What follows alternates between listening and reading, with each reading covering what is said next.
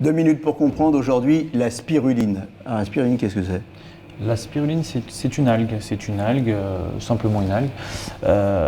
C'est une algue riche en protéines, notamment. Elle est très anti-inflammatoire et très antioxydante. Et pour 100 grammes de spiruline, on a 57 grammes de protéines. C'est assez colossal. Pour donner un exemple, pour 100 grammes de poulet, on a 20 grammes de protéines. Pour un œuf de 50 grammes, on a 6 grammes de protéines. Donc c'est très intéressant. Donc il y a plus de protéines dans la spiruline que dans de la viande. Tout à fait. Mais par contre, on ne va pas manger 100 grammes de spiruline par jour. Mais pourquoi? Alors on achète ça où? On achète ça où? Comment ça se présente et comment ça se mange?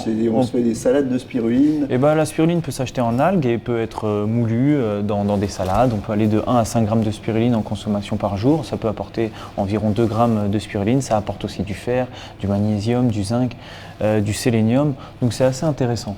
C'est l'idéal pour les végétariens, ça.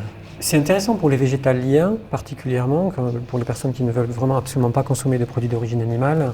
En revanche, comme ça a été dit, certes, il y a un grand apport protéique, mais comme on va consommer 5 grammes de spiruline par jour au maximum, ça va nous apporter 2 grammes de protéines, ce qui est quand même très très peu.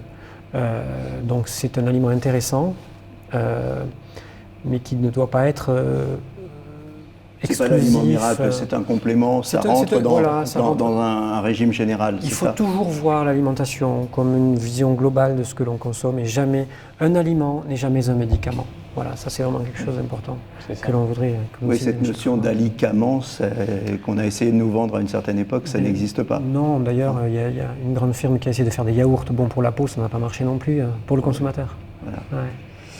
Bon, bah, écoutez, la spiruline, on va essayer en salade. Voilà, on va voir ce que ça donne. Bon appétit à tous et à très bientôt. D'ici là, portez-vous bien.